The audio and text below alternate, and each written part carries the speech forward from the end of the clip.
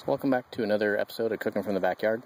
I'm doing a spicy Thai basil rib dish tonight. Just getting some Thai basil clipped out here, and we'll get to cooking and show you what I'm putting together for dinner tonight. So the ingredient list is pretty short. Just some pork ribs. These are ones that we trim out when we're doing our pork chops. So they're somewhere in between a St. Louis and a spare rib, but really any rib will work on this. As far as other ingredients, some soy sauce.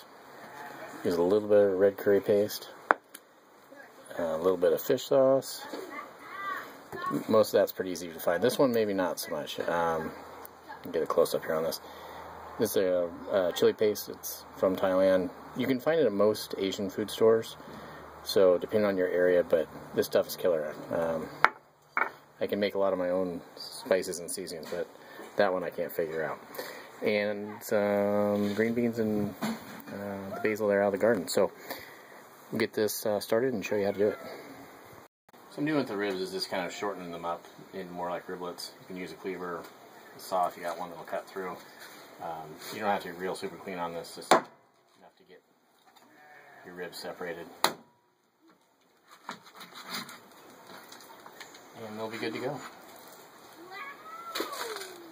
So after we get these kind of all trimmed into little sections, just come back and cut them into individual ribs.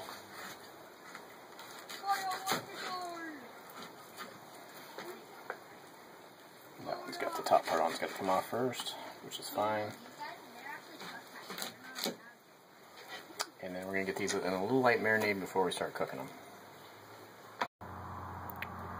So for the marination for the ribs, it's pretty simple. It's just 1/8 of a cup of soy sauce and 1/8 of a cup of rice wine vinegar, which I forgot to mention earlier in my ingredient list. But that will basically allow you to get a little bit of tenderization on your ribs and a little bit of that soy flavor into them.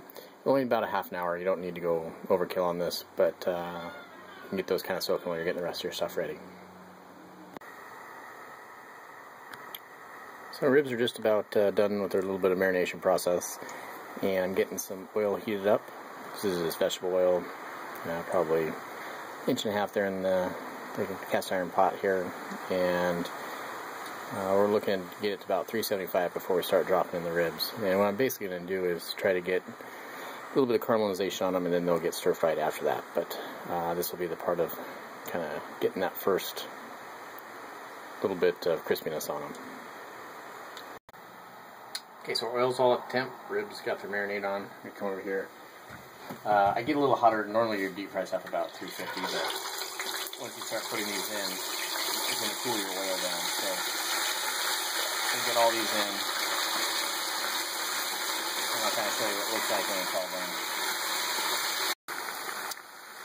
So they're all in there, and you can give them an occasional stir until they kind of have that nice caramelized look to them, and we'll pull them out. And we'll move on to stir frying them. So getting the ribs out is kind of what we're looking for. Just kind of all crispy looking and nice and golden brown. And this step is done once I can get these all out of the oil. So now we got our ribs all kind of crispied up. We're going to get them back and over the wok, which we've got hot.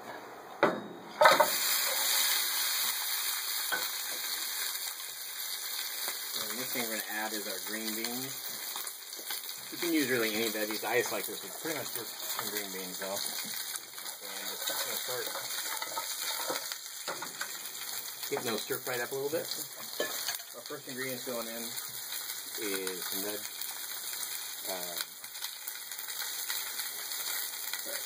the red curry paste. It'll be yummy. That just goes in. That'll kind of work its way in. It's a little bit spicy. We're going to end up being probably around 1/8 of a cup of soy sauce. And then our crazy Thai chili paste, use about a tablespoon. It's got an oil on top if you want to stir it a little bit.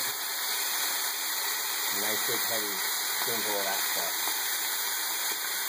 Now this does have some heat to it, so if you don't like spicy food, you might go a little lighter on that. probably the equivalent of about a teaspoon, half a teaspoon probably, of the fish stock.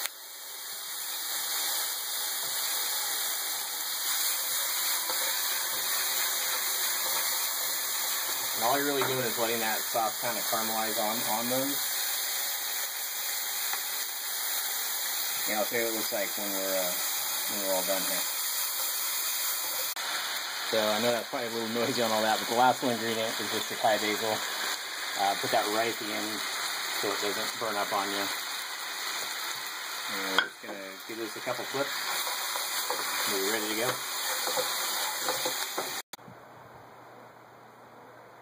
It's all done. Just a couple scoops of rice on the side, and we'll be ready to eat. So I tried showing you something a little different, and hope you enjoyed it.